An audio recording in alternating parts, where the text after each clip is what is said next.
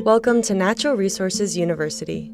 This week's episode features Deer University, hosted by Bronson Strickland and Steve Damaris. Welcome to Deer University, the podcast of the Mississippi State University Deer Lab. I'm Bronson Strickland. And I'm Steve Damaris. We're both lifelong hunters, deer biologists, professors of wildlife management, and co-directors of the MSU Deer Lab. We explain the latest research, including our own work and that conducted elsewhere. So if you're interested in deer biology and management, this is your podcast. Every decision you make is a step in your management program, and we give you the knowledge to make every decision count. Welcome back to the Deer University podcast. It is our first episode of 2023. And I'm joined today, as usual, with Steve Damaris. Steve, it's been a while. I hope you had a good break, Christmas break. And did you travel any?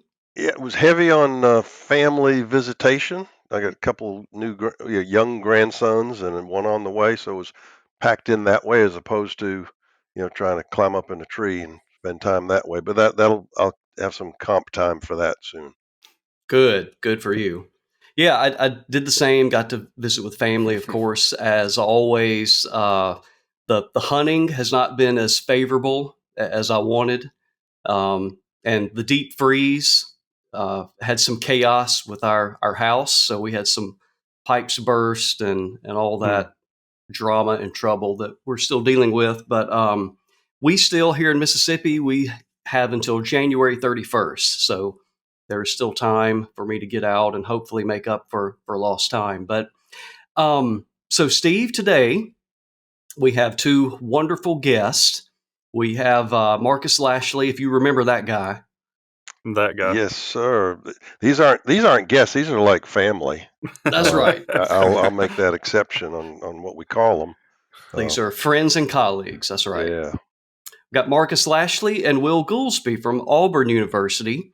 And so we have, I think, is a really important topic, something we hear all the time regarding, and it's probably a deer management bias. Us deer nuts will think that, for the most part, all of our deer habitat management endeavors are always going to be good for turkey.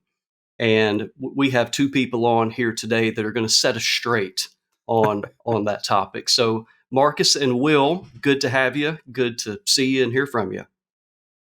Yeah, thanks for having us, Bronson. Really glad to be here. Glad to see you guys. Glad for the new year. Sounds like everybody had nice holidays.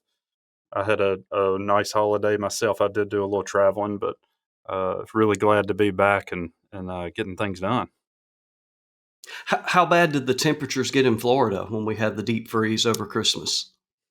Let's see. So it got down into the low 20s, I believe, and where I was at. So, which is in Gainesville, kind of in the northern part of the peninsula. So, but that's pretty cold down here. Plants don't handle absolutely. That well. Yeah, it was like Minnesota here for 2 days. We got down to single digits. And wow. Our food plots did not respond positively to that, as you might imagine. Yeah, I imagine not. Yeah. Well, hey, Will. Hey, guys. Glad to be on here. Appreciate y'all having us on. We probably got about as cold as you did. I think the coldest morning I woke up over the past, I guess that was Christmas week, was 12 degrees. So we lost a water heater in that in that fiasco, despite me trying my best to cover all my bases related to it. But like you guys, I haven't got to spend as much time in the woods as I would have liked, but I did have quite the accomplishment a few weeks ago where I harvested my first deer with my son, who's about to turn 3, in the blind with me. Yeah, I totally went into that with no expectations. Luckily, we had a willing participant and an adult doe come in while he was still being quiet, and got some freezer meat. We were really happy about that, and it was a special experience. I couldn't believe that we were able to successfully harvest a deer, with him there at that age. And so to commemorate that, this is something I've been thinking about for a long time. I'm getting the pelt from that doe soft tanned. Oh, that's awesome. It's something I've wanted for a while to just kind of have to drape over the back of the couch or something like that, And I figured if I was going to do it, the time is now. So that was very memorable. Yeah. Absolutely. Some kind of stencil or something, the date and his age, or just a little memorabilia on it there. Yeah, absolutely. He didn't know quite what to think when we came up to the deer. He kept asking if it was going to get up and run or get up and come at him, but no, it was quite the experience. And if that wasn't good enough, my daughter was sitting with my wife a few hundred yards from us, and they also got a doe. Which my daughter's almost 8, so she's been party to several successful deer hunts, but still, I mean, that was just icing on the cake. Absolutely. That's great, Will. That's some great memories there y'all are going to have. Yeah, absolutely. Yeah. But the past few days, my cell cameras have been, it seems like, spiking in activity. Bucks are on the move, here in East Central Alabama. So hopefully over the coming days, if I'm not too preoccupied with turkey research and getting out in the field with my grad students, I might find some time to squeeze in. When's the peak of the rut where you're at? It's usually around this upcoming weekend, usually around the MLK holiday. Okay. Is when it peaks around here. That's very similar here in the southern part of the state. Mid-January is kind of the target. Yeah. Yeah, my family's land, that it's about a week before that generally is what I would call the peak of the rut. But still a lot of activity going on around that time. I'm hoping same thing, Will, that I can get out and partake a little bit. My hunting season has been pretty slow, but I've done some really cool fishing that I don't usually get to. So I'll counter with that. Oh yeah, you had a fly rod in Scotland, is that right? Oh yeah. That was a pretty special experience for me. I've kind of gotten that way when I'm traveling. If there's an opportunity to have a fly rod in my hand, I take it. So that was the first time that I have done so in Europe, just in general, but in Scotland for sure. And it was a beautiful time and really successful. I caught a lot of fish. Really cool. Did you have any unique cuisine while you were in Scotland? I did. I had fish pie, and it when I saw it on the menu, I thought, now that if I was going to think of what is Scottish, that would be it. And it didn't particularly sound good but I thought it'll be authentic, and it was at a restaurant that was authentic cuisine, and it was quite good. I really enjoyed it. So, and then I had a couple of desserts that are associated with Scotland as well. So those were also good. I had some roe deer. That was good. Yeah. How was that prepared real quick? So that was, it was basically ground venison, and it had some pig fat cut into it, but we just ate it like burgers. Okay. Yeah, it was really good. But we were doing it when it was next to a half frozen, we'll say, river full of trout. So and grayling, which is what I was targeting. Yeah. Well, why don't we jump in here to the topic that we have, and I figure we would go through, I guess what I would say as a deer biologist, which is going to be very, very simplified compared to turkey biologists, but my take on the life stages of turkey and kind of the targets for management to address each one of those life stages. And I thought we would start out with the easiest one, at least for people in the Southeast that have timber everywhere, and that's roosting habitat. Have y'all ever encountered a situation in the Southeast where that is a concern? It certainly could be, especially if there's really active timber harvesting. If it's particularly large stands being harvested, that would be a situation where, if you have a couple hundred acres and you've harvested a large portion of it, it could certainly be a limitation it's not typically something that I'm thinking of in most cases as being the limiting factor. Yeah, I guess this is something that I've kind of changed my perspective on recently, Bronson, and that was brought about by working with a large landowner who who owns a property that's been managed for decades, pretty intensively around turkey hunting, also deer hunting. So very relevant to the conversation that we're having today. And they had these historical records going back, saying, that showed they had, I think it was like a dozen or 13 areas throughout this property that were traditionally turkey roosts that you could depend on year after year. And the most intuitive way that we often think about managing those is preservation, right? You just don't want to, if you want to maintain those roosts, you don't want to cut them down.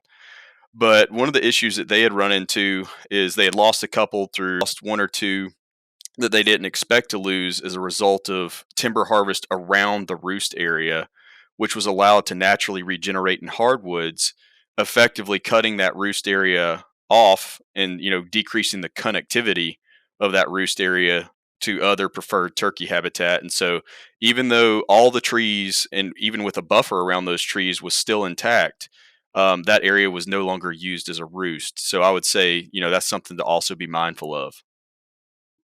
Yeah. Okay, so historically you had, whether it was an obvious corridor or not, but the land surrounding this historic roost spot was very permeable, and turkeys would move and use it. Right. And you basically severed the connectivity between the roost spot and wherever they were going to forage. Yeah. So basically, to give a little bit more detail, these turkeys would traditionally roost in this site, and then they would move to the south or the west of that roost through some relatively mature pine forests that I wouldn't necessarily categorize as any intensively managed, or it didn't have a well-developed understory or anything like that, but it was something that turkeys could easily move through. And now that's, depending on where you are in the regenerating stand, it's a 10 to 20 foot tall thicket that's almost viewed apparently as impenetrable by the turkeys. Mm-hmm. And so I've been working with them, and they've come up with some unique solutions on their own too, to try to restore some of that connectivity with some mulching activity and things like that to try to restore that connectivity. Yeah. Very interesting. To add to that, when you're saying historical, I think there's another, and Will is probably going to call me Dr. Bartram here. He's been kind of picking at me about this, but when we're thinking about trees, turkeys don't really need that many, right? We're thinking about trees. We think about we have to have a close canopy forest of trees, but that's just frankly not true. And I think some of the historical writings really point to that. I mean, Bartram and a whole bunch of other authors, when I was going through looking for references to turkeys, I mean, they described a landscape where turkeys were basically outnumbering trees.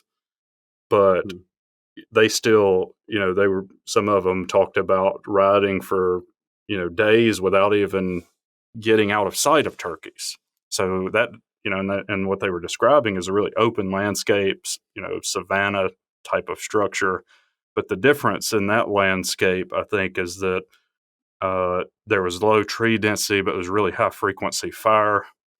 And that high sunlight penetration was not allowed to regenerate a new forest, like what Will was talking about, where you get to this condition that essentially for a long portion of that rotation of trees, you have a chunk of time where it's just not very conducive to turkey use. So, when you're thinking about turkey roosting, that doesn't necessarily mean that you need a forest full of trees. It just, that the roosts need to be associated with other vegetation structure that makes it usable.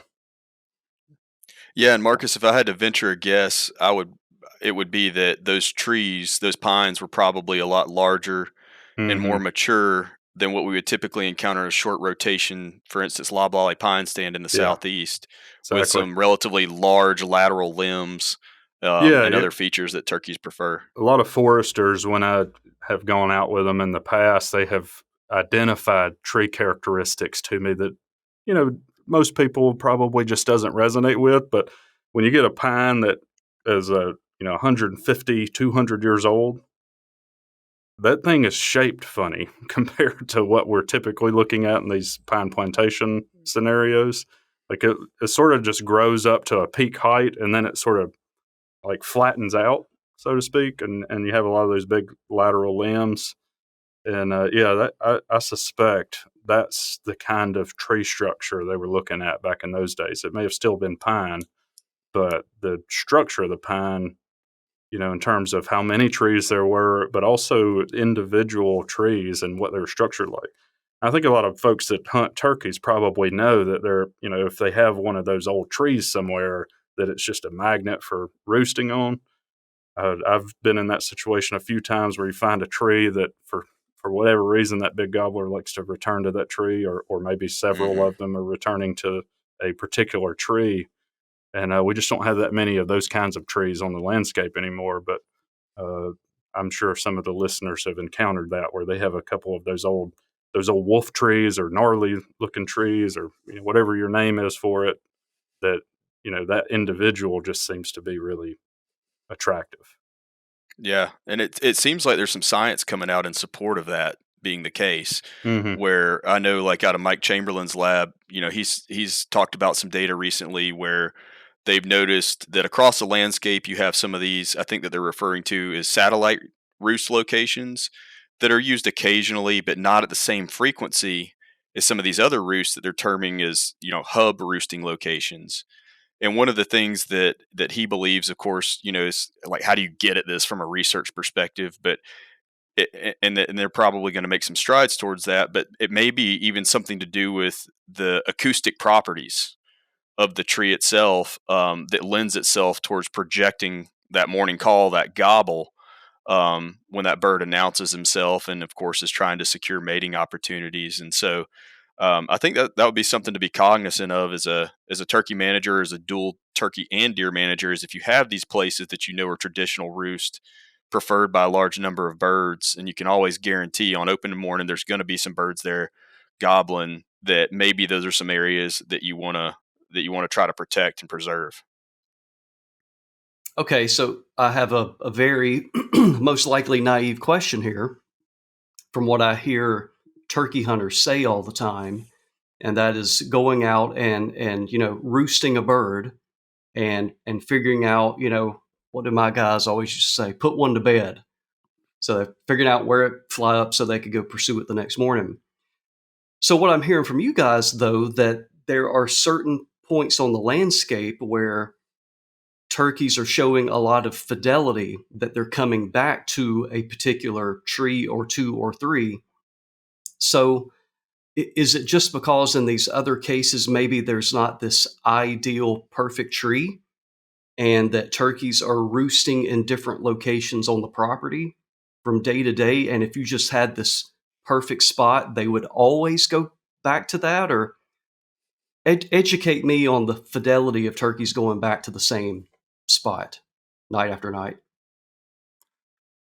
Yeah, I can jump in here.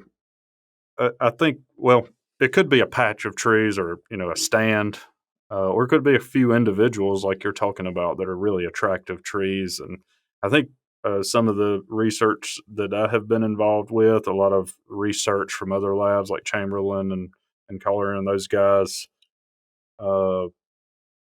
one thing that has become clear is there are some spots like that on the landscape that are really desirable places, and you very consistently have turkeys roosting in that spot where and you may, most people that are turkey hunters and have a nice place, they have a few places that are their favorite listening spots, and maybe you have earshot a few of those kinds of roosts. But one thing that's been kind of surprising about that is it's very commonly not the same individual turkey in the same roost day after day. You may consistently hear a bird gobbling, for instance, out of that few tree patch or whatever, but it's pretty high likelihood that could be a different individual every morning. It's just Okay. There are many of them overlapping, and a lot of those individuals know about that spot, and somebody gets that spot. I see. So I guess maybe to add a little more reasoning to the question I had is growing up in the Southeast and hearing turkey hunters say those things I said a moment ago, always trying to go out and find out where they're going to be roosting. And then Steve and I have experienced, spent time in South Texas, where you're on a landscape to where, of course, they're called tanks down there, but we would call them a pond or a farm pond. But Steve, there's only 2 or 3 spots on a ranch sometimes where the turkeys are going to be those places, because that's the only place where there's, any type of canopy of mesquite or willow or something like that. So what you're saying, Marcus, is there are some ideal places, but there's more of them when you compare it to, say, South Texas, and they're just going to go to those spots, but there may be 20 or 30 of those places on a southeastern landscape versus a couple in South Texas. Yeah, I'd say, and there can be exchange of individuals, gobbler to gobbler, of who's there day to day. Well, and it doesn't mean that the same group, maybe you have 3 or 4 males running together. It doesn't mean that they couldn't be in the same place for a few days in a row. It also doesn't mean that their group is going to stay together. You may have one male leave and you go from 4 to 3 or something like that. Like, those kinds of things happen. I think now that we are getting better GPS information on individuals, particularly males, we haven't tracked them around as much. But I think it's becoming more clear that there's a lot of moving around going on. The home range of an individual can be quite large. And, if you have a whole bunch of individual home ranges overlapping, even if they're in groups, you could have a lot of trading out that may be perceived by the hunter as the same bird there every morning over and over and over again. But the reality is they're probably not that consistent. And go ahead, Will. Oh, I was going to say that as a turkey hunter myself, I take a little bit of comfort in knowing that, because all of your listeners who are turkey hunters are probably, have many stories about situations where they identify a roost site, they go hunt that bird one morning, it doesn't cooperate, it goes the other direction. So the next morning they come back, and so they set up on that side of the roost thinking that he's going to do the same thing again, and he does the complete opposite, or and it could be the same bird that's just making up his mind to do different things on different days. They're turkeys, they're very unpredictable, just like deer can be sometimes. But it could also be that it's just a different bird. So I guess he's not just that an animal, with a nut-sized brain is outsmarting me over and over again. Well, guys, so we got the roost sites covered. They fly down, and their goal during this time period, when they're being hunted, is to breed. And I don't think I've ever seen anybody talking about managing for the habitat in which they breed, but I think chronologically, Bronson, our next category is nesting habitat. That's right. Behavioral standpoint. What are the characteristics that a turkey's looking for, and what's that spatial picture look like across the landscape? Not everyone at once. Yeah, any turkey guy. I'll take a shot at this one initially, Marcus, and you can play off of it. But I think that providing turkey nesting habitat is one of the areas where there's the greatest potential for overlap between good turkey habitat and good deer habitat. And the reason for that is, we're talking about a woodland type setting, relatively open to fairly open canopy, with a well-developed understory. And if we're talking about nesting, we know that turkeys prefer to nest in an area that's a little bit more brushy, has a little bit greater coverage of woody vegetation than, say, that they would prefer to brood rear in, right? And so, I'm thinking about having low-growing woody vegetation, of course, with a mix still of grasses and forbs, that offers good visual concealment of the hen in her nest, but isn't so high that she's not able to, stick her head up, look around, and detect any approaching predators, because that's when we lose by far the greatest proportion of hens to predation is when they're on the nest. So you want her to be concealed, but you also want to give her that opportunity to have some visibility as well. And so when we're thinking about that, in my mind, I'm also picturing an area that provides a pretty good mix of, high protein forbs during that, important spring and summer period where deer have those high protein requirements, but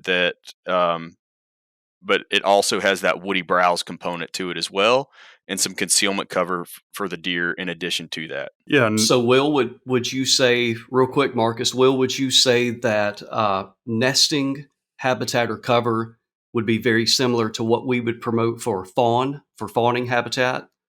So there's grasses, forbs, Yes, and some woody in my mind. component in there as well. Yeah, Okay. is somewhat similarly to how does will do with their fawns. I'm sure you guys have talked about it on this podcast before, how they'll start to kind of spatially segregate themselves when they're nearing parturition, they're nearing their parturition date. And turkeys do the same thing. Hens do the same thing with their nests. They like to be spatially separated from each other and have some space between nests, and that makes sense from an anti-predation perspective. You don't want to have a high concentration of nests in one area. And so with that in mind, when you're thinking about provider, that it's fairly well distributed throughout the property to allow for that behavior to occur. yeah, and to add to that, kind of both of you said things that were akin to the point I was going to make. There is a lot of similarity. I think for folks that have been thinking about deer management for a long time, it makes a lot of sense when you have a fawn that you may want to have concealment cover. Maybe that provides some good food, but it's also juxtaposed to some really high quality forage opportunities for the female, so that she doesn't have to go that far to feed herself while the fawn is safe. I think that is another place that it really aligns with turkey biology, where just after that nest hatches, that may not be an ideal place for poult rearing, which is why when they're little tiny bumblebee sized, if that is adjacent to high quality brooding, that's the kind of setup you want. You want connectivity, and in that case, it's over a very small spatial scale, because those little bumblebees can't move that far. Maybe they're a little bit bigger when they're born, but they're really quite small. So you have to think about that kind of thing, and having that high quality nesting cover directly adjacent to somewhere that you're going to go and have access to brooding cover is really important for turkeys. Will, can I follow up? Mm-hmm. Ask you, in my historical learning experiences with turkey habitat requirements, I think of bunch grasses, andropogon, as being a big part of ideal turkey nesting. Is that still an accepted generality, or? It is. I mean, they're definitely a component of it, but it seems in the recent literature showing hen nest site selection that these hens tend to be selecting for areas predominantly with a greater woody component than grass. So I think generally speaking, the earliest post fire that you're going to see hens start to use in areas about 2 years, with it seems like most hens preferring to nest in areas that have been burned about 3 years prior. And so my guess would be, from a lot of the conversations that you guys have had on here before, your listeners would be pretty familiar with the vegetation conditions associated with it, like a 2-year versus a 3-year rough. Mhm. Yeah, and Does that answer your question? Yeah, it's a very an upbeat answer for a deer nut like myself that I've always been guilty of saying, yeah, you do good deer management, it's going to help your turkeys too. So it's good to hear that a little brush is a good thing. yeah, Yeah. A lot of times they have those brushy areas kind of along the edges of stands, or like the edges of roadways. And I would view that as, if that was a situation I ran into on my property, as undesirable, because you're concentrating that potential nesting activity in these corridors that are easier for predators to move through, of course. So you want to make sure that that's well distributed, throughout the interior of the stand and not just along its edges. yeah. Absolutely. To add Marcus, to, well, I was going to add one thing, Bronson. The other thing, we've been talking a lot about a woodland scenario, but it's not, I don't see it as commonly available, but when it is available, it's very attractive. And if you're in an old field scenario where you're a little bit later in the succession, where you're starting to have some brushy area, that can be extremely high quality nesting as well. Just like, you may see fawns using that same kind of structure. And I don't see it as commonly in that, but when you're in that old field scenario, you can also often couple these key resources together in a rotation that is relatively easy for you to maintain in terms of disturbance. Okay. I guess similarly, I was going to ask you, does this, I guess number one, what is the role for turkey management, growing season fire versus dormant season fire? And a follow-up to that, I would assume another one of the benefits of growing season fire for turkeys is that you're going to have some of this heterogeneity in the vegetation structure, like both of y'all are describing. That's going to be inherent to a growing season fire. Yeah. You typically will see more of the mosaic pattern even within an individual burn block. At least that's what we've seen in a bunch of the research we've all been involved in. So the other thing, most people are burning dormant season. That's when people have it, on their calendar and have time to do it. And, it's been really traditional, and there's nothing wrong with that. There's a lot of benefit. You can manage vegetation structure from that timing of fire, but there's some benefits to adding in these other times, and we've talked about it quite a bit on this podcast, I think, in the past, talking about it from a deer forage standpoint and fawning, but you can get some of the same benefits from turkeys, particularly in the South, to go back to one of the things Will was talking about with that, the length of time between when you burn and when things are good. Well, a lot of that is dependent also on productivity, and I've been on some sites where things happen a lot faster than I'm traditionally thinking of. And when you have really high productivity soils, when hens are using it for nesting might be a little faster than if you're on really poor places. Like it may be quite a bit longer if you're in sandhill or something really poor. But those are important considerations. And in some cases on those really high productivity sites, it may be really high quality brooding not that long after the fire. Yeah. And that's something that we've seen pretty consistently when monitoring burn stands, is that hens with poults will be in a burn that's just happened. And that's pretty common. The vegetation structure is already getting to be, shin high, knee high in a structure that's conducive for brooding. So I think that's something that's important, and where some of the artist in you can come out, right? Some of this is a painting, and you're trying to put all this together, and the art to it is some of the fun part for me. But it's not just, okay, we just need to put fire on the ground. Like there are things that you need to be thinking about to try to maximize the outcomes of that practice for your objectives. Yeah, I think that's spot on, Marcus. And to build on it a little bit, I mean, I generally think of my baseline burn rotations for managing for turkeys in the Southeast as, a 2-year for brooding habitat and a 3-year for nesting habitat. But I have been on properties where I recommended an annual burn rotation for brooding and a 2-year for nesting. And then I've been on some where I go the opposite way. You go up to 3-year for brooding and 4-year for nesting. So it's just something that the manager has to pay attention to. And then, of course, with your timing of fire, as you already mentioned, you've got some of the heterogeneity that comes along with burning during the growing season, which provides, potentially clumps of woody vegetation here that would be good for nesting. But directly adjacent to that, you've got good open brooding structure.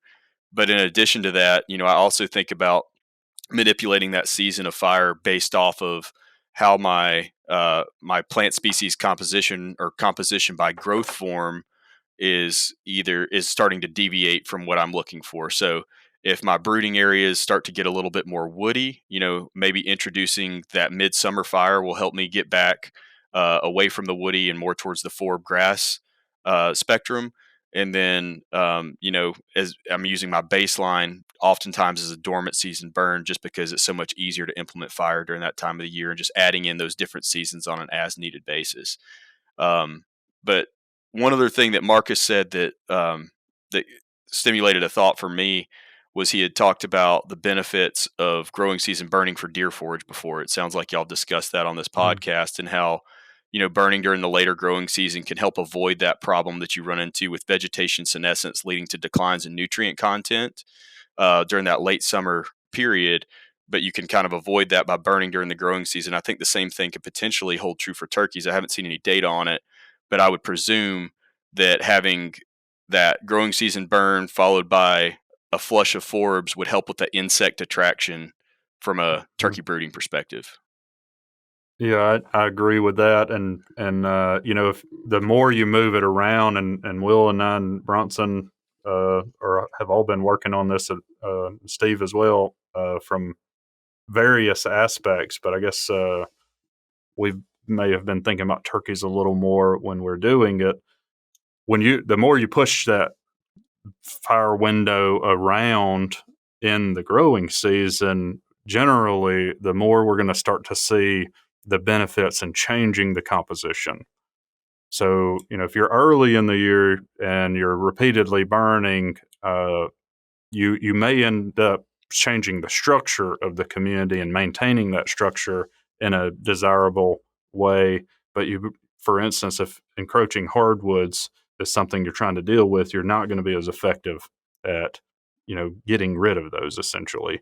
The other thing is we tend to promote these warm season perennial grasses at that time. Whereas if we move that around to the later growing season, and I'm talking about August, September, October, getting around in that time frame, which is in the South, the least utilized part of the burn window with the most days available to pull a permit, you can really start to affect the community composition in a desirable way, particularly by encouraging forbs and discouraging those woody resprouting plants that you're trying to knock back. You may actually even increase the mortality rate of them when you get around to that time. So I think there's a lot of nuances and benefits to thinking about what those nuances are for your management. And I think that tool, we always end up on it, at least I do, but it's one of the best ways to integrate. If you're really interested in deer and turkey management, and quail too, we'll throw them in there because fire is absolutely critical for them. If you're really trying to integrate those and optimize your management for those species, it's hard to look past that tool because it's probably the best one in terms of integrating the three. What about the turkey hunters that are afraid of burning up nests? How much of a problem is that in reality? Will, I'm going to let you go first on this. Yeah, well, I get asked that a lot. Marcus threw you in the quicksand there, Will. No. I'll just go ahead and get it out of the way and say sometimes we have to crack a few eggs to make an omelet. If the way that I look at it and the way that I teach this to students in my habitat management class is, I would never, if turkey management was an objective on a property, intentionally burn during the nesting season on a frequent basis. However, I think if you've got a situation where you have a stand that may be difficult to burn if you let it go another year, you were just too busy during the dormant season, or didn't get good weather that was conducive to burning, things like that, that it shouldn't necessarily be avoided if you're going to lose that stand as a potential brooding or nesting site going forward in the future. So while it's something that I wouldn't try to do intentionally, I think it's okay on an as needed basis if it would lead to, further degradation of habitat quality for turkeys. Yeah, I'll jump right in there, Will. This is probably the sound bite that is going to resonate with people on social media or whatever. But You're good at those sound bites, Marcus. No, I meant just a segment of it. Oh, okay. So I see the same thing you guys all see and hear about it, and people message me about it for the standpoint that I present, which is very similar to what Will just said. I think the key thing there is often it's because you've gotten behind and you have a stand that has moved out of usable. So think about what that means for a minute. So we're burning during nesting in a place that's not usable for nesting. I'm not really worried about a nest because we're intentionally burning somewhere that's not nesting. But just like Will said, I'm not going to plan all the burning then. But sometimes you can't get everything done. I see it all the time on various types of land holdings. People don't get all the burning done. You don't meet the objectives. And if you're trying to do it all in between February 15th and March 15th, that's one reason that a lot of people don't get it done. They don't take advantage of the opportunity to expand that burn window. And one of the big limitations is because of fear, something like nesting. And to borrow from some of Craig Harper's work, and what I've heard him say repeatedly about this, you're not going to get better control of hardwoods. Like that would be one objective. You don't get better control of hardwoods at burning during the nesting than you would have if you had burned in the dormant season. You would if you move it forward after nesting season's already ended and you've got poults on the ground. You start to get a better effect, a more desirable outcome on that particular thing. But if you had the opportunity to burn on March 1st and you're just trying to knock back that vegetation, you're not going to get an advantage in terms of hardwood control by moving that into nesting. But sometimes it's warranted to burn at that time. I don't particularly like to see, I don't like to see a burn nest at all, but I don't like to see that be a 2,000 acre block during nesting. I don't think that's a good idea. And I don't think it's a good idea to be burning places that are the pristine place to nest at that time. But I'm also not that concerned about it if it's helping you meet your burning objectives and you're also targeting places that have already moved past what we would call quality nesting anyway. Now you're returning that back into something that's usable. And it may be immediately usable, especially if you're in a high productivity area for poult rearing, which is often a limiting factor anyway. And if you may be opening that space up to really increase productivity, and maybe you get a nest or two, but the poult rearing outcome, from having higher poult rearing success would far outweigh that. So I think that, that's another one of those things that immediately this visceral response is no, never burn during that time. But I think it's like these other things, it's nuanced. And if you're targeting places where they're not usable anyway, then why are you worried about it? Yeah. A lot of that goes back to tradition of just what people have heard. Yeah. If you're burning that time of the year, that is bad. But when you closely look and examine, you see it's very nuanced. Yeah. And just to add one more thing, for some reason, people aren't worried about mowing nests as much. Like I don't see that go viral where someone mowed over a nest online. But one of our conversations recently with Craig Harper about the Tennessee project, it was a pretty striking thing that he brought up, that they're tracking nesting success, and one of the major contributors was mowing. People just mowed, like they're literally looking at the landscape and being like, okay, the place that needs to mow is that old field that is in just the right condition for nesting. And there's not that much of it on the landscape. And then they mow it during nesting, and people don't get as bent out of shape about that. And it's really interesting to me just, why that would be. But, it's a relatively easy problem to avoid in that case. You just got to get out of that historical mindset. Yeah. Yeah. And I mean, and like Marcus said, people don't need to forget that they can burn after the nesting season too. I think that's probably one of the most overlooked times of the year to burn. Yeah, there was a study that really characterized it very well from the southeastern states that showed we get a ton of burn days between about July and October, and especially between August and October. They're virtually not used at all. There are no permits. I mean, there are some permits, but relatively few permits and relatively many good burn days. I think maybe trying to wrap up this segment here, what Will was saying earlier is, if we're using a mix of timing of burning throughout the growing season, as Marcus is a great promoter of, you're going to have that diversity.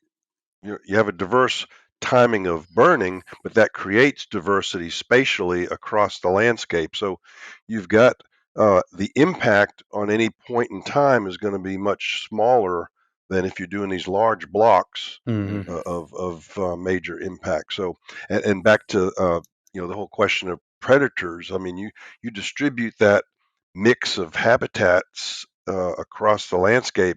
You're defeating the predators. I mean, they're going to take a few. Back to the egg cracking thing. They're going to crack some eggs. Mm-hmm.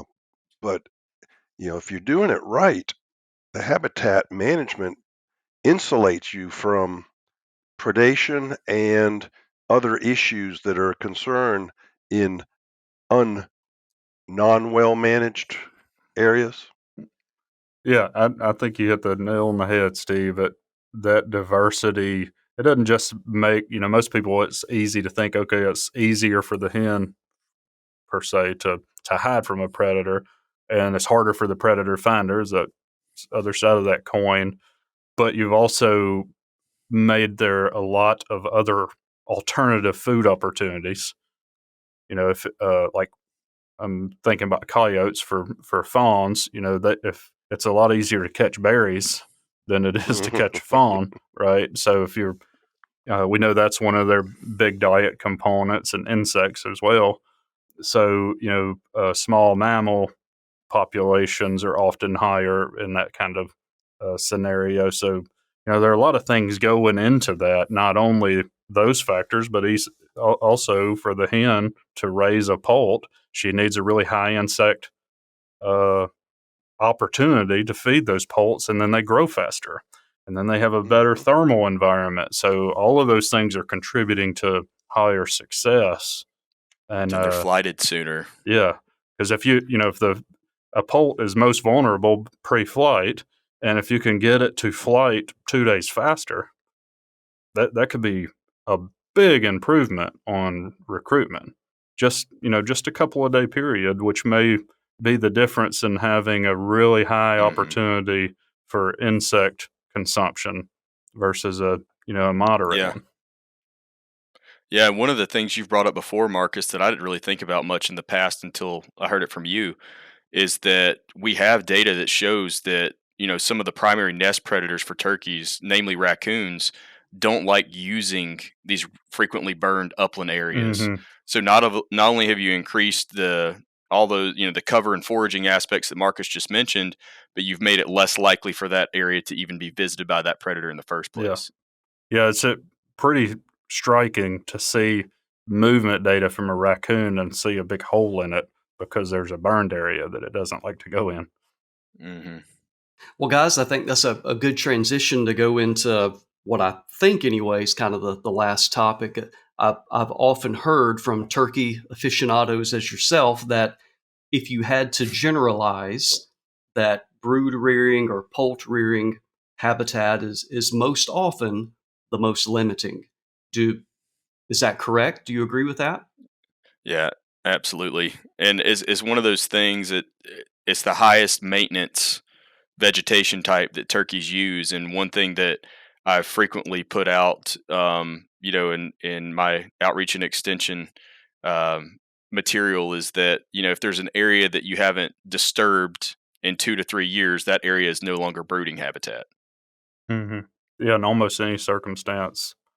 So I think also, Bronson, to get to your question, one reason that I commonly see a weakness there, I'll say, is because a lot of the things that we would do, and I'm talking about people that are interested in deer and turkeys, if they're managing deer, some of the practices that we do for deer that are really good in that case don't align well with what we might do if we were maximizing turkey production. I think that's one area that they don't overlap that they could, and we just don't often overlap them. So for the high quality brooding, we're thinking about a really high forb environment with relatively low grass or even no grass. If it's all forb, that's fine. A lot of bare ground. A lot of people think, oh, I'm just going to stop mowing my Bahia pasture and let it grow up, and then that's what they're thinking about as forb cover. No, if you can see grass and not dirt, then we're not talking about the same thing. So where that could overlap better with deer management, I think, is based on choices that we're making in food plots in particular. And where if you're all in on deer, planting things that extend the foraging window is pretty important, right? And you may also have warm season plants that are going into that I've heard you guys talk about a lot, and it's great information for maximizing nutrition for deer. That often, many of the choices, like cowpeas or something like that, the options are not necessarily good brooding cover.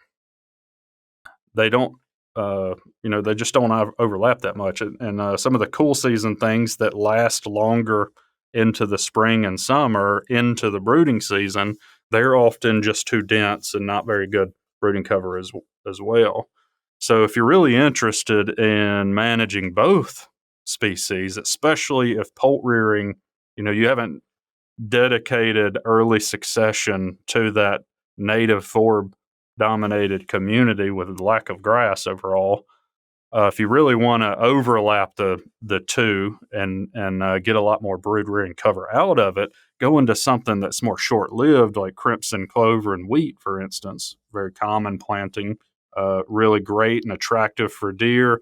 But both of those plants, especially if you're a little lighter on the wheat, they senesce about the time we're in nesting, or a little bit late in nesting. And then you could, instead of going in and mowing it, which a lot of people do, you let a lot of the native forbs colonize into that plot once the crimson clover has kind of started dying off. That structure can be pretty effective for brood rearing. And now we're kind of balancing the two, where you have a really attractive food plot, you've got some high quality nutrition for deer, and then we get around to turkey season. That is a great place for one to strut. And then a little bit later on, those plants start senescing. You start having things like ragweed and goldenrod and bone sets and all these other forbs that are colonizing. Not only can they be really high quality forages for deer, but the structure created in the insect production then starts to align much more closely with what we're looking for brooding. I think that is one way, not that you have to go all in every place, but if you spread that opportunity around your property, it's a pretty good balance between the two. And we could make a lot more poults out of, having that type of opportunity around. And then if you go a little further and say, okay, well, I'm really more keen on turkeys, well, you could have some of that, so you still have the deer opportunity, and then have other places that you're dedicating to poult rearing in those openings in particular. Maybe you're not planning anything in those cases, or maybe something like that. And then there's no reason, if you're more keen on deer, then you can't lean harder into some of the mixes that I've heard you guys talk about that are extending that foraging window, and then maybe adding in that summer forage mix as well, to maximize nutrition. But you still like turkeys, have a couple of places where you don't. If you strategically locate those around the property. Well, Marcus, I was going to ask you.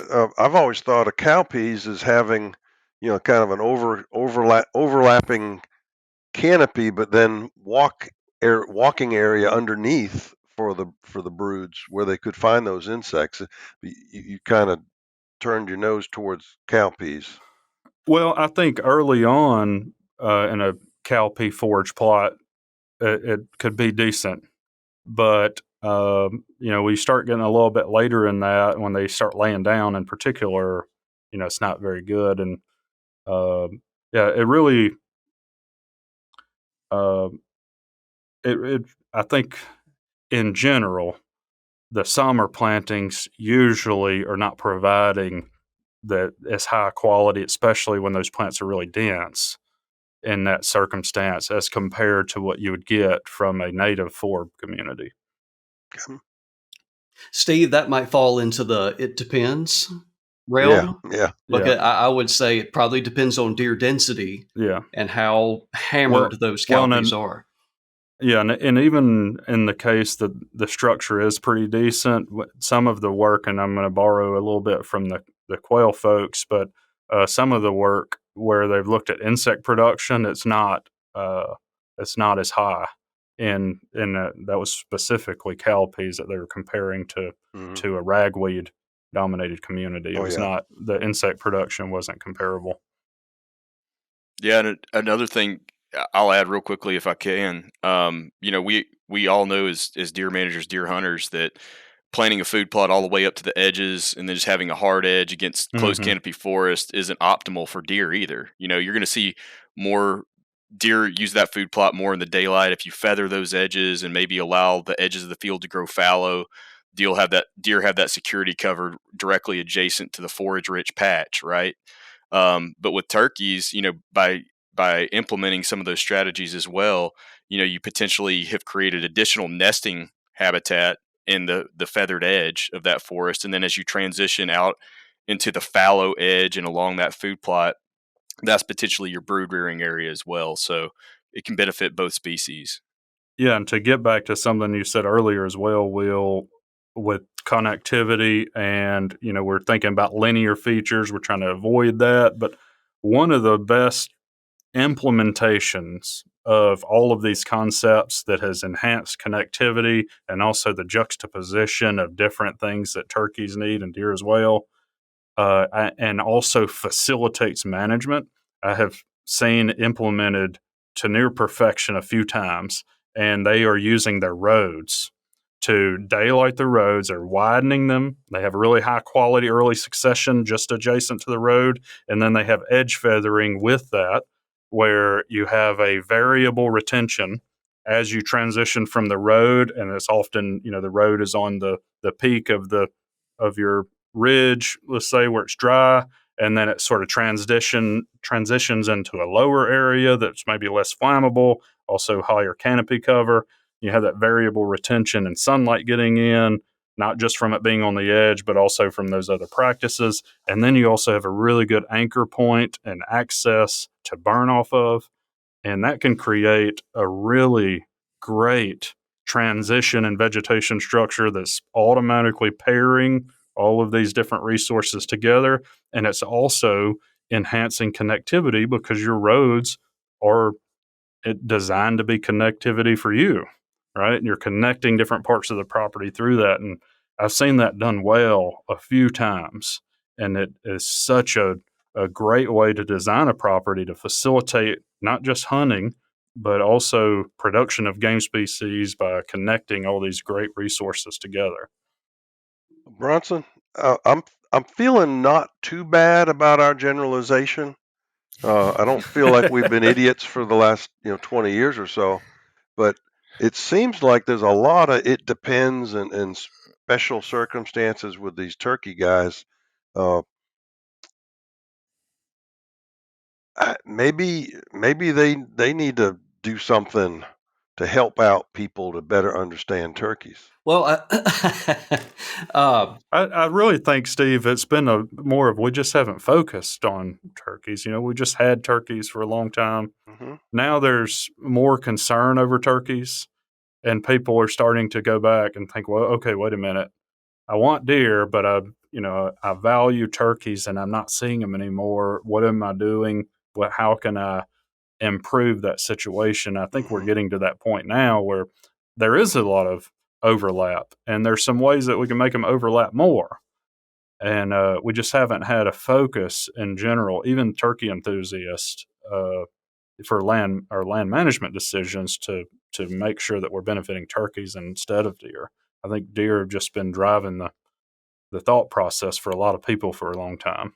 As it should. But so Marcus and Will, what do you think about this? Decades ago, our quail biologists that we all work with, and one here at Mississippi State, I've always heard him say that literally decades ago, the reason we had so many bobwhites on the landscape, it was not because of active management. It was just a consequence of the way everybody managed their land back in the day. Mm-hmm. Are we now at a point, Marcus, to speaking to what you were referring to a moment ago, are we at a point now where we have to be more deliberate and target management for turkeys, whereas maybe in the past it was no management or it was just deer management, and it, for the most part, worked out well for turkeys. But now, because of concerns going on, that we need to focus intentionally on these life stages of turkeys and direct management towards that. My instinct is that you're right on. I think that we are getting to a place where we need to be more deliberate, and making sure that we have opportunities for highly productive turkey population has to be more deliberate now. And I think part of it is for the same reason you just mentioned with quail.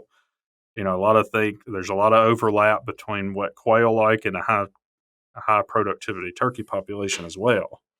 And I think some of, like poult rearing cover in particular aligns really well with good quail habitat. And now both are not, that kind of structure on the landscape is not a consequence anymore of what we just do on a regular basis. And part of that's from the land management standpoint, with forests and fields and things. And part of it's probably from agriculture as well. We don't, the fields are much cleaner than they used to be. So those are the places where a lot of that poult rearing or quail production would have come from, and they're fewer and far between. And now we need to be more deliberate. Gotcha. The good news is that there are a lot of landowners who have been very deliberate, and a lot of those people have a lot of turkeys. Mm-hmm. Mm-hmm. So you And can do that. Yeah, go ahead, Will. Yeah, and just to put a number on that, we're repeatedly at this point in time seeing studies coming out that show that these highly selected, these favorable vegetation communities that turkeys require to ape in these highly preferred conditions. So that's pretty alarming. Absolutely. Yeah. At least 3 states represented across the South that I can think of right now reported single-digit percents of the land of the study areas that they were working in, which were really large chunks of the landscape. But that's pretty consistent, when we're in single digits. And one of them was really interesting. It wasn't even talking about food. They were talking about temperature. Just staying in a temperature range that a poult can survive in was a single-digit percent of the landscape available to hens. And it's not a good metric, right? Well, guys, to be proactive in what you're saying there, so you both have made the case that disturbance is needed, and it's needed at a pretty high frequency. And it's going to depend on your landscape, your productivity, but we're talking 1 to 3 years. Disturbance is needed to generate this type of habitat conditions. Okay, so Marcus and Will, I know your first choice is always going to be fire. But let's talk about a scenario very quickly where a landowner, they're just not going to do it. Or maybe you're in a state further up north where it's just difficult to burn. Can disking be that disturbance technique? Maybe it's not as good a fire, but pretty good. Can it be effective? Yeah, that's a great question, Bronson. The short answer to it is absolutely yes. Rotational disking is something that can be very effective at managing early succession for turkeys. And it's even something that I've recommended to landowners that have properties where they regularly burn. For instance, sometimes they have these bottom fields that are in areas that are kind of, adjacent or in a floodplain or adjacent to a riparian area or something like that. So they don't dry out with enough regularity to be able to effectively apply fire there. They've managed those areas as brood fields, or having the outside edge as nesting and then more of the interior being the brooding area, depending on how frequently they disturb them. So yes, I mean, especially in scenarios where you make sure that you've already eliminated or very well controlled any invasives, particularly invasive grasses that could actually be stimulated by disking.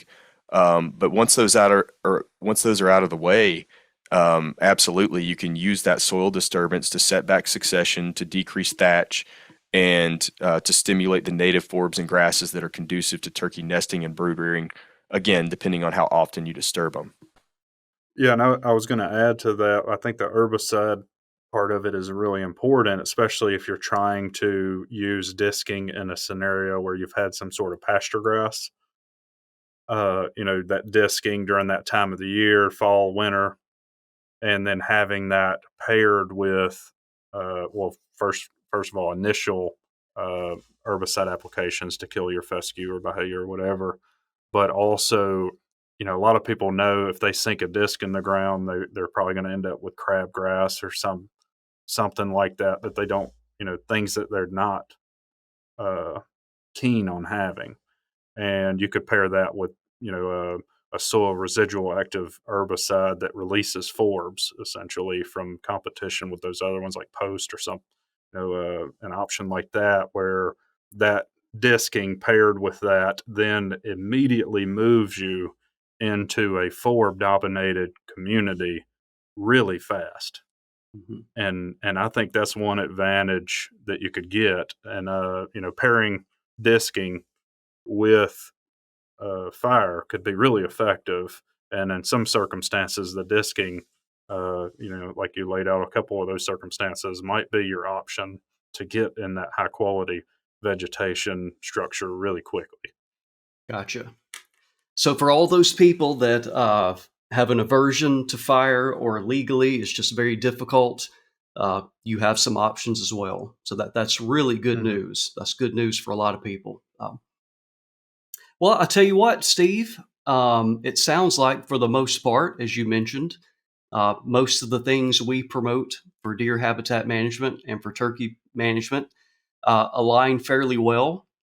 And I know I'm overgeneralizing here, but it sounds like in general, we just need to accelerate the frequency at which we're implementing this, and it's going to be really good for turkey and deer. So instead of waiting till year 5 for action, for turkey, it might need to be year 2 or 3. But if we incorporate that on the landscape, we're going to be good for both species. And something else we wanted to talk about briefly is Marcus and Will, you have an announcement to make, it sounds like, relative to wild turkeys. Yeah, Bronson, I appreciate you bringing that. We're really excited because of the concern that people have had for turkeys. There has been some opportunity come from that, like you guys are doing, and with Deer University. We wanted to provide another opportunity for people to get good information, science-based information, through a podcasting platform. So we're going to launch a Wild Turkey Science podcast that's science-based, specifically on wild turkeys, and that's made possible by Turkeys for Tomorrow. They stepped up when we told them, what we were trying to do, and they helped us, provided some opportunity to allow us to get that going, and we're going to launch here pretty soon. So on January 22nd, we are launching the introduction episode to let everybody know what that's about. And then the following morning on January 23rd, we are launching the first batch of episodes, which we are really excited about. Outstanding. Can you give our listeners just a sneak peek, maybe? Some topics you're going to be covering? Yeah, so our first episode series, and we haven't we didn't really start out with the podcast intending to do this, but we've recorded several episode series so far because we felt like just one episode wasn't enough to fully cover the topic in detail. But that first series that's going to launch on the 23rd is going to pertain directly to the influence of season frameworks on turkey populations. So what we know, what we don't. We've got some interviews with experts that fall on different sides of that equation in terms of their belief in where the relative weight of evidence lies as to the importance of season dates in influencing turkey populations.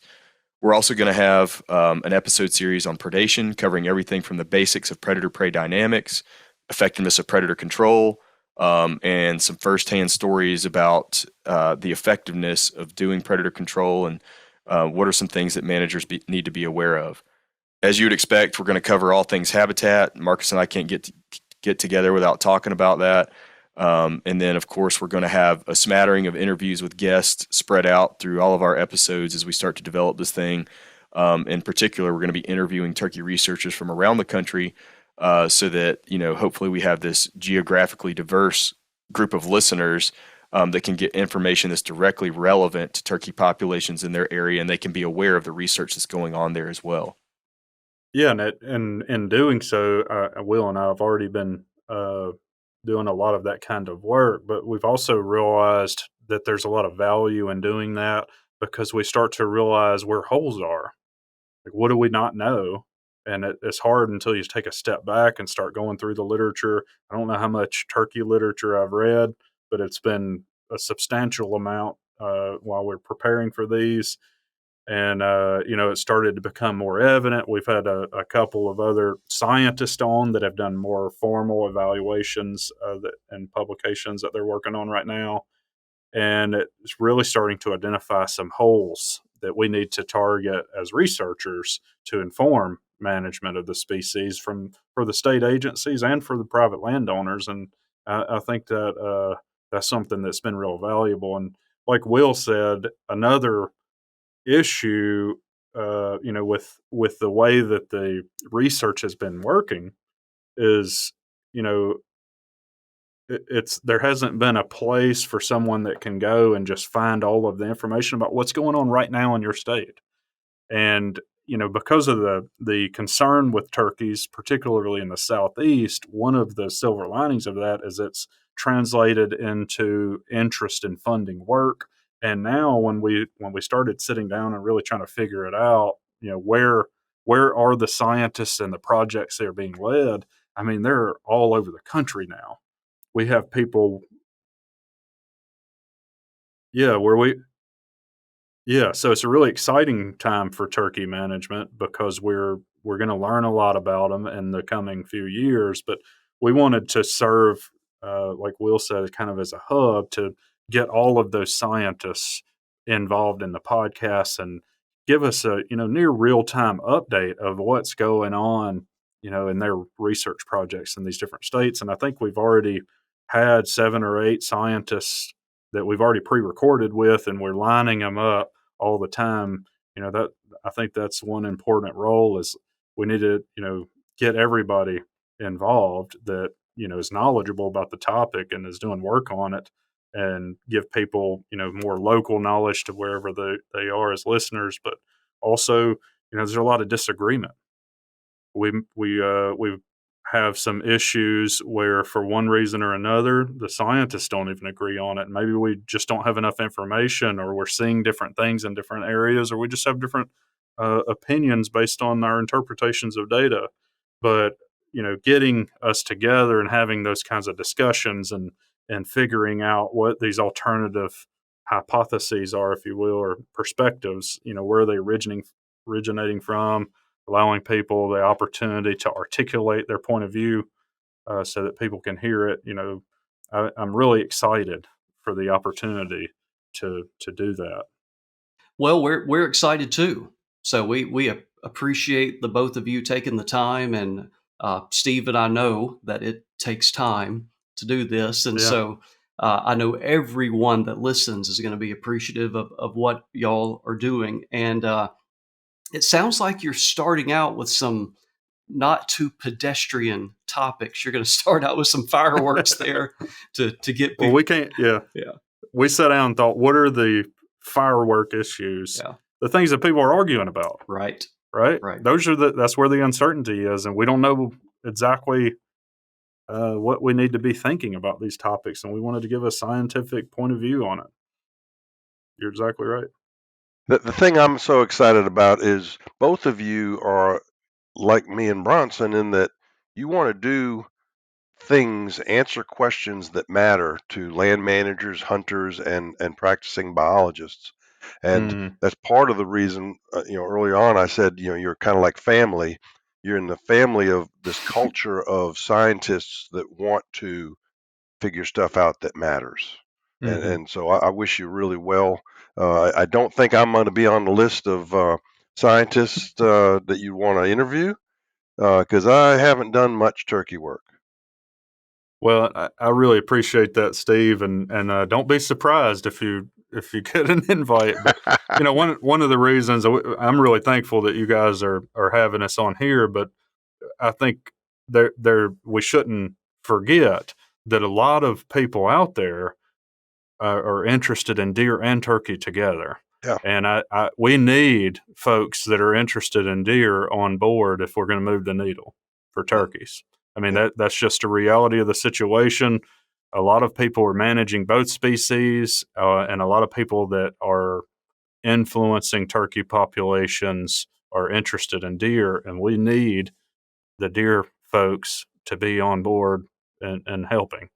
So I'm really thankful that you guys gave us this opportunity to come on. Well, I can't wait to listen. Again, you've piqued my interest with these topics. I can't wait to hear how y'all wiggle around these topics. No, that they should be really good. I'm serious. Yeah. A lot of it depends. Yeah. Well, thank y'all very much. We appreciate you taking your time today and sharing your knowledge and expertise. And hopefully we've helped some people that are trying to simultaneously manage for deer and turkey.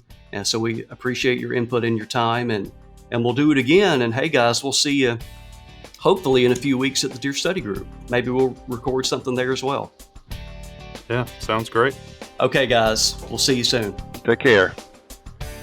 We thank the Patrick F. Taylor Foundation and the St. John and Dudley Hutchinson families for their endowed financial support of our efforts.